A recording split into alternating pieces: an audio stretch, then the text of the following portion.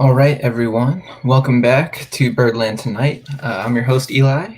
I work with the Warehouse Pod. You may have seen me or heard me before during the Birdland Tonight podcast week.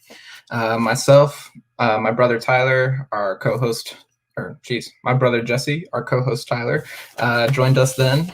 And yeah, so here, after a not very exciting night, unfortunately, the Orioles dropped game 2 to the Red Sox 11-6. Winning pitcher Garrett Richards, losing pitcher Zach Lothar. We will get into him. It was his kind of MLB debut. MLB debut as a starting pitcher, that is. So quite frankly, there's too much offense to talk about going through the Red Sox lineup, so I'll give you quick hits from the Orioles. Solo shot by Freddie Galvis, a couple RBIs. RBIs for DJ Stewart, Trey Mancini, Ramon Urias, and 2 for Austin Hayes in that last inning. So Zach Lothar, he only goes 2 1/3, 7 hits, 7 earned, 3 strikeouts, 2 walks. Obviously not exactly what we want to see from him in his first time out. First time as a starter, that is. This is somebody who's ranked in probably the top 20 prospects by every reputable source. We just a couple notes on him. He's kind of a Mike Elias baby. He's part of the new pitching revolution that Elias and Chris Holt have been constructing, this pitching pipeline we're trying to construct, so to speak, in Baltimore. Got high spin rate on the fastball. He gets elite extension. What that means is just actually how far down the plate or down the mound he's getting before he releases the ball. That kind of plays up what is overall pretty average stuff. You know, he's not really the type of guy who's going to wow you with this absolute hammer of a breaking ball.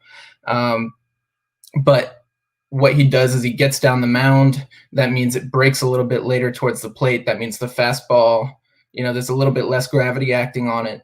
And so everything just has that little bit more action, apparently, as a result of him throwing it closer to the hitters. He came out strong in the first inning. He was working very quickly, which is something I like to see from a pitcher. I think it keeps your defense engaged. I think it stops the hitter from game planning, really messes with their approach. If the second they get into the box, you're staring them down. He came in at about 91, 92. That's pretty much where he'll live. I think I saw him flash 94. But really, he ran into trouble largely in the second inning. He started missing glove side, missing up above the zone a lot with his fastball. Because of the fact that he does get that really good extension down the mound, he really does. He can be effective up and into a right-handed hitter. We saw that particularly in the first 2 at-bats against JD Martinez. Obviously one of the elite right-handed hitters in the game, absolutely mashes lefties. He gets him to fly out to center on a fastball up and in the first AB, and then strikes him out with another fastball up. It was a little more center, but still up in the zone on the second at-bat. And that's really what you want to see Lothar doing. That was good to see. But, he starts missing. Things start getting a little wild. The Hunter Renfroe RBI single, that fastball leaks out a little bit over the middle. The 2-run home run by Michael Chavis, that changeup is also riding a little up in the zone. And when you're sitting 91, 92, no matter how good the spin rate is, no matter how good that extension is, you obviously need to be working your zones of the plate. So we see him get into trouble. The Red Sox score 4 in that second inning, another 3 in the third, all charged to Zach Lothar. And he exits in the third inning, gives way to Shawn Armstrong, who doesn't do anything spectacular as Shawn Armstrong does. So one other thing I wanted to note about this game, we had a couple defensive miscues, I think, that really contributed to Lothar particularly struggling in that second inning. So set the scene. We got a runner on. Christian Vasquez hits a ball sort of into the right center gap. DJ Stewart makes a really nice sliding play to cut it off before it fully heads into the gap. He gets the ball back in quickly. Freddie Galvis kind of plays a short hop and does not play it well. It cascades off of him back over towards the shortstop position. That allows, let me check who it was. I don't even have it. Give me 1 sec. I'm sorry. That allows Christian Vasquez to score.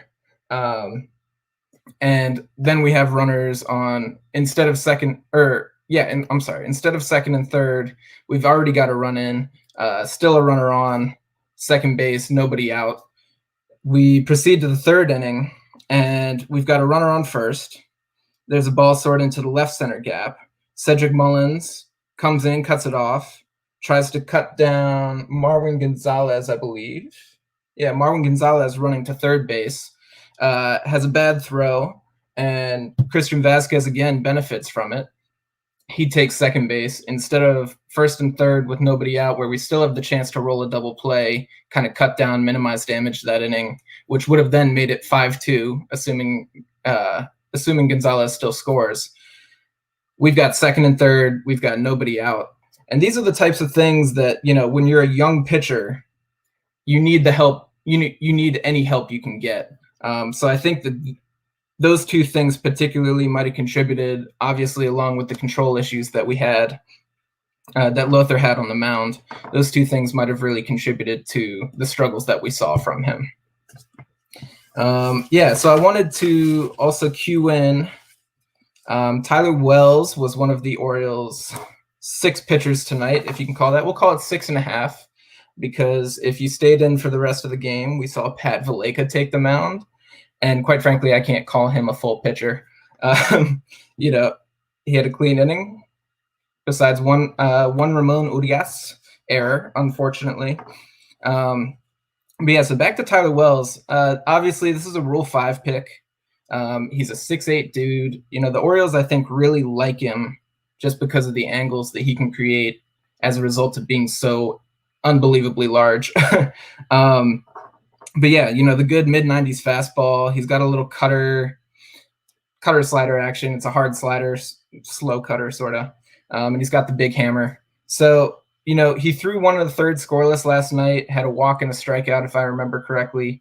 And we see him come out tonight. And to me, this is one of the more interesting things about him. If he's going to make it through the season, there are going to be situations where we're going to need him out of the pen to obviously take the ball on back-to-back nights.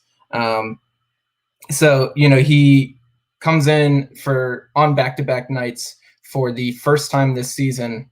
And I think this was a really good informational session to Brandon Hyde on what he can do in that situation if his arm bounces back quickly. I really thought it was a solid first inning. People will kind of cue in on the Xander Bogaerts two-run bomb in that first inning.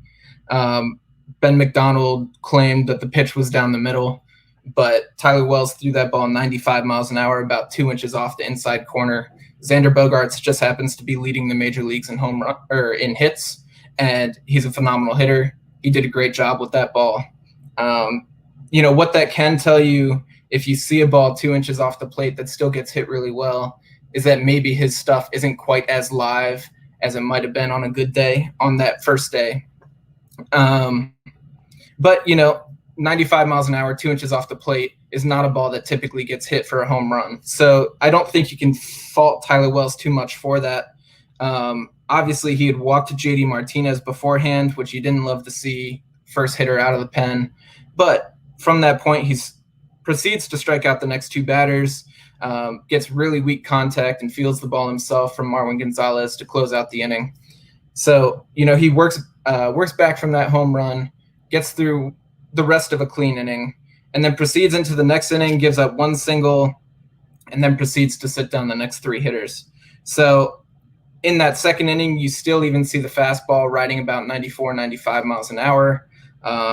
Particularly to Alex Verdugo, I think it was a 1-2 count. He throws a particularly good cutter, about 90 miles an hour, kind of up in under the hands. And Verdugo fought it off, to his credit. He's hitting 320 for a reason. But, I was really impressed with Tyler Wells. I think that's good stuff. I think that this is a situation where the Orioles are still not a very good team, and the Red Sox are obviously absolutely dominant right now. I think the 1 through 5 in that lineup is about as good as there is in the game. They're leading the league in batting average, leading the league in runs per game, and the Red Sox are just going to beat the Orioles. So, in this situation, not too much to be disappointed back. The Orioles did show some fight, managed to score 2 more runs in the 9th inning. That was probably largely in part because Austin Brice could not fathom what a strike was. Hits 2 batters, loads the bases for us. Austin Hayes has a nice piece to drive into. But yeah, so I'm pretty excited to stop playing the Red Sox in a couple days. Partially, Scott Garceau does not know how to say Kike Hernandez. There is a player on the Red Sox named Enrique Hernandez. He goes by Kike, and Scott Garceau says Kiki every day. Even though Kike is not playing right now, he's hurt. Scott Garceau still can't figure it out. That's pretty frustrating to me.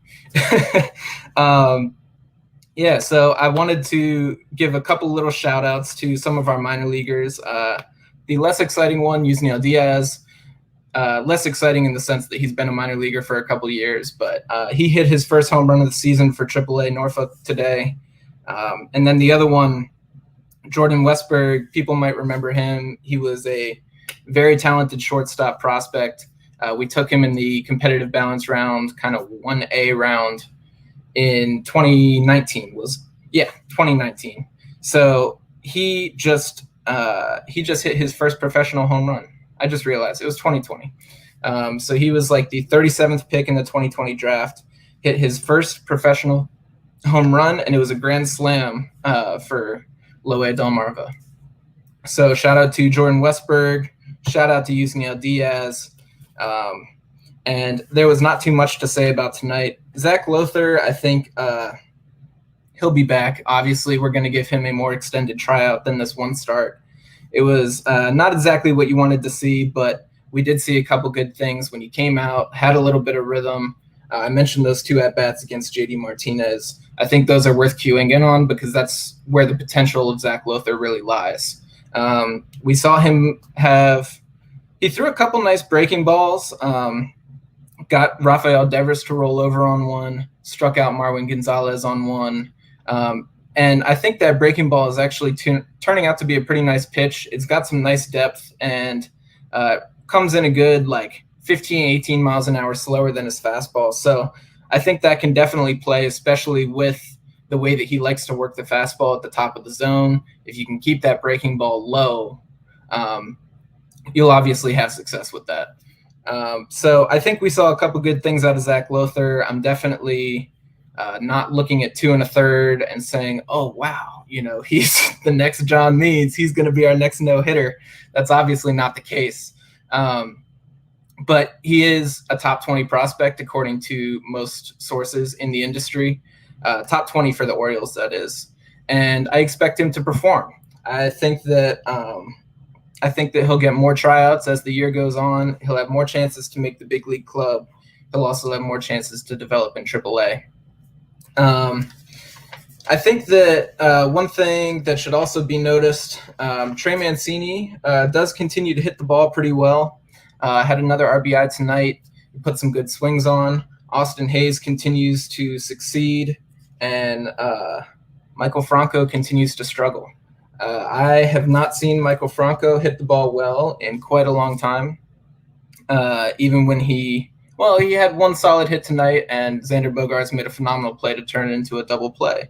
So I think they said Franco was 4 for his last 34 or so towards the end of tonight, and obviously leaves something to be desired. We brought him in because last year he was a 106 wins created plus guy with the Royals. Really did show some pop with the bat, shows adequacy at the hot corner. We need to see a little bit more from that. Rio Ruiz is showing no capability to hit major league pitching these days, so we definitely don't want to slot him over. And I don't think that the Rylan Bannons, Jahmai Joneses, Terran Vavras of the world are quite ready to come up. So Orioles lineup is struggling. Orioles pitching is struggling. It was not a good night for the O's. Just to recap again, the Orioles drop game 2, 11-6. They are back tomorrow. Dean Kramer against Nick Pivetta at I think it's an afternoon game. Yeah. So 1:35, Dean Kramer, Nick Pivetta. For game 3 of this series, there will be one more on Monday night. Once again, my name's Eli. I'm with the Warehouse Pod. This is the first time I've ever done a show by myself, so apologies if I had to collect my thoughts a couple times. I appreciate you all tuning in, and go O's. Have a good night, Birdland.